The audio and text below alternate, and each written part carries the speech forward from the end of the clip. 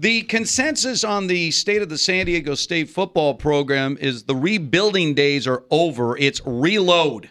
And that's where they are right now. Joining us right now, the man that is the architect that has taken the Aztec football program to its highest level, the great Rocky Long, back on with the Cannons. Coach, how are you today? I'm doing okay. I appreciate the introduction. That's way too much. No, it's never too much, Coach. Now, Costa's not here today. Pete Fox is. By the way, he is an Aztec. I want you to know that, Coach. Was. Well, that's good. Yeah, that's good. All right, Coach. Mountain West Conference Media Day. You know what? One of the things that jumped out at me, I saw some of the picks for the preseason All Mountain West Conference team. 3 Aztecs on this team, and they're all sophomores. To me, that's sort of a telling sign, Coach, that you bring guys into this program and they get early recognition. People are looking to the Aztecs for that kind of talent.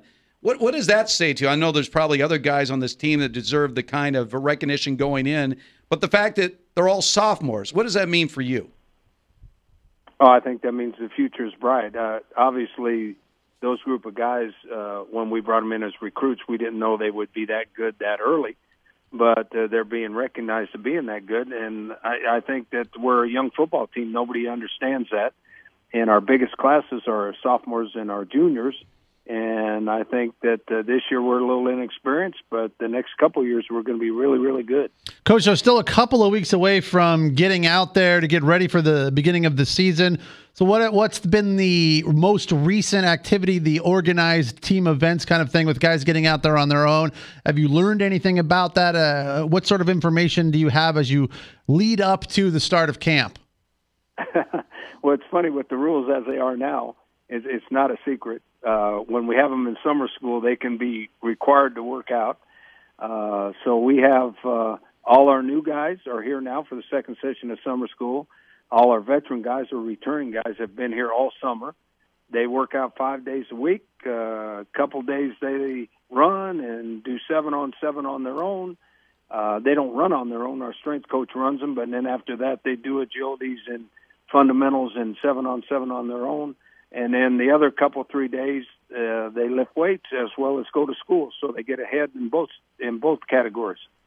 Coach, 3 consecutive years, double-digit wins, one of just 7 programs in the country currently with that kind of streak. And yet, coaches around the conference picking Fresno State to be number 1 in the West. You were close behind, second. I also saw this stat where San Diego State has exceeded preseason predictions 8 of the last 9 years.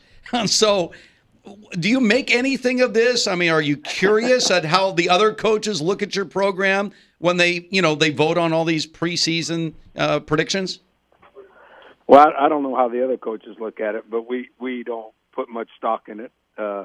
Obviously, I've been around in this league a long time, and I've been on teams that have been picked last, and we didn't even come close to finishing last. I've been on teams that have been picked first, and we've come in second or third, but I've been on teams that have been picked first that we won, too. So there's not much to it. They're basing it off who's coming back, and they're basing it off who played well last year.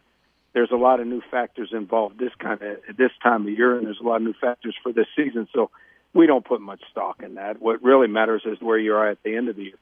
Rocky, I'm curious. You have a senior quarterback this year, Christian Chapman.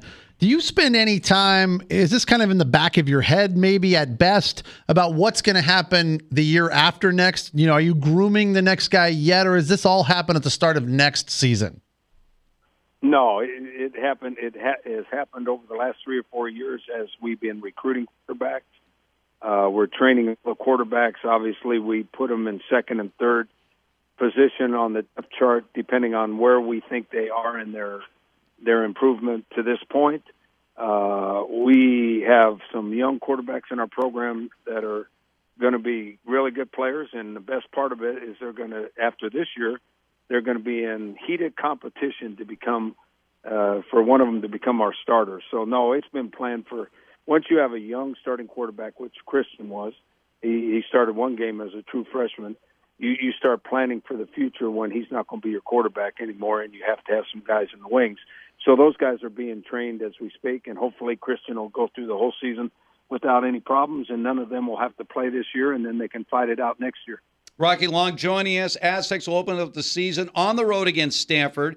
We're trying to bring that Cannon Karma. We're working on that, Coach. You know we want to be Yeah, you broadcasting better on get that Friday. We're gonna find a way to get to Palo Alto. It'll work out perfect. We finish our show, walk over to the stadium, see you beat Stanford again, and then just kick things off for this 2018 season. Now, Coach, one of the things that's going to be happening during the season is the big vote in November, a choice between Sdsu West, FS Investors, and Soccer City. You said something, and I want clarification from you, where you said this is not about a football stadium for the Aztecs versus a soccer stadium. What do you see this vote in November? What is the real story for you? I think that the situation is being billed as a football stadium versus a soccer stadium. I think that's a very small portion of the entire situation.